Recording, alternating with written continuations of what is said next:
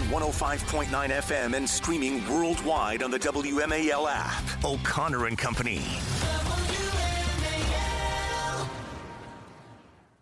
It's 8:37 as our morning continues to just fly by, as did the month of July for that matter, this 31st day of the month. Coming up in 30 minutes, we're going to hand it off to Chris Plant. But first, Julie Gunlock and I have the pleasure of welcoming Tim Carney, columnist at the Washington Examiner. Tim, good morning. Thanks for joining us. Timothy. Mr. Carney, hello. Is your phone on mute? There you go. Hello. How are you? All right, one more time. Tim Carney, you there? How are you, Larry? Well, thank you. There we go. I read with great interest your article. One of the things that you're pointing out here is something that I think is not talked about enough in our society. We all know that it's happening. We see it happening. It's these so-called massage parlors, which are obviously fronts for prostitution, and they are exploding in Fairfax County, and you think it's because of Steve Descano. Yeah, so Steve Descano has made it clear that when he doesn't like the law, he will not enforce it. He wrote this about abortion when Roe was overturned. He said, I took an oath of office to protect my community from those who broke the law. The real threat, I now realize, may stem from those who write the law. And back then he said, no matter what the law is, I'm not going to enforce it on abortion. And then you look at, he's obviously a Soros prosecutor, and you look at what George Soros has done with his money, and he has been trying to legalize prostitution. And so when the local cops tell the neighbors, hey, look, we know this is a brothel in my neighborhood. So there's a brothel about a mile away from my house in Falls Church on a residential street. And the local cops say, hey, we know it's a brothel, but our hands are tied. The only way that I can understand that is to say, okay, they know that Steve Descano is not going to bring the felony charges against the operators of this den of prostitution.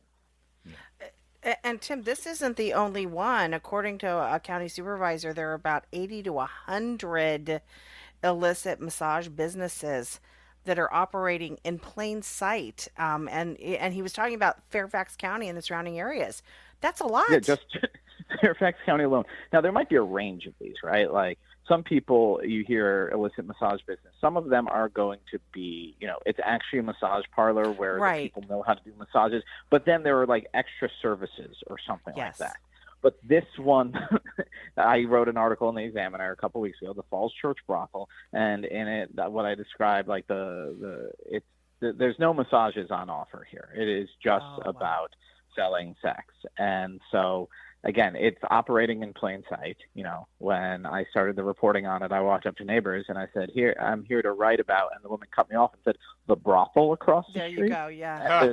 There's no mystery to what this business is. If you check the website, if you Google the phone number, and I do not recommend, for the sake of your browser history, that you do these things. You can read my article at the Examiner, and you don't have to click on all the links. And if you do that, there's no doubt that that's what's going on. So again, Descano just doesn't want to prosecute it seems. So when I asked his office about it, they would not commit to even participating in the misdemeanor charges. So cops brought misdemeanor charges, but a lot of times Descano leaves it to the cops to do their own prosecuting in court. And when I asked the cops if Descano was going to help on it, they said, well, ask Descano. And when I asked his office, they didn't respond. So I want to pull on that thread a little bit further. You talked to the cops. How did they feel about this? I mean, from both a morale standpoint, but also just, protecting potentially these young women that are in these massage parlors that are most likely being trafficked or abused. How do the cops, the police officers respond to that? So, I mean, on that latter point, it's noteworthy that my neighbors who have seen, just the other day, I saw the proprietor of the business, not the landlord of the building. That's a different story. But the woman who's the madam, I guess. I saw her outside. You can see John's going in. None of the neighbors have ever seen the masseuses going in or out. So they live there, or they're transported in a van or something. And so the police want to bust this place up. Now, they're only willing to be so frank with me on the record. But with the neighbors, when they are talking, with a little more privacy, they really are upset. They want to bust this place up. But if you're a cop, you can't get somebody for a felony if the prosecutor doesn't have your back. Wait, they don't want to go on record with you because they're afraid of repercussions from the Commonwealth's Attorney's Office? Oh, I imagine that would not improve relationships if they did that. So they talk to the neighbors and then talk to me. Cops who want to enforce the law and actually keep the community safe, and that would put them on the wrong side of Steve Descano. That says it all. There's also an immigration component to this, is there not? Well, certainly. So the odds are that, almost none of these women are citizens, and that number of them are illegal. And, trafficking. And they're abused. They're basically they're brought into the country illegally, and they're used as sex slaves because they're told it's not like they can.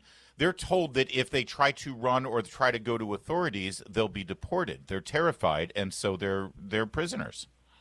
And so, but here's the thing: if Steve Descano, if you listen to this, you can break up this brothel. You don't have to charge these women and tell them how to safely get back to China, okay? Of course. Because ICE is coming, if not, all right? I know people in the neighborhood have put in messages to the tip line. Guess what? They're not going to be treated as well by ICE as they will by you. So, the county should go, if they care about, if they're afraid that, Trump is going to mistreat these women, go and bust the place up, send them back to China now. Otherwise, It's going to be a much louder knock on the door. Tim Carney's our guest. Quickly, Tim, Jason Miyares is the Attorney General. These are state laws they're violating. Can the Attorney General step in and do what the Commonwealth's Attorney isn't doing? So, that's a great question. You should have on Miyares and ask him exactly that, because he knows who Steve Descano is. He knows what kind of person this is, and he has been very open and very refreshing in talking about this. Yeah. And so that, I think, is the next question.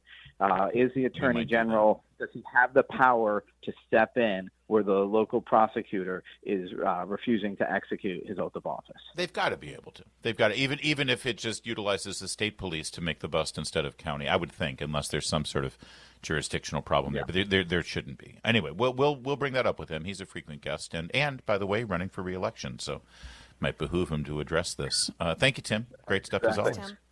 Thanks, Larry. Thanks, Julie.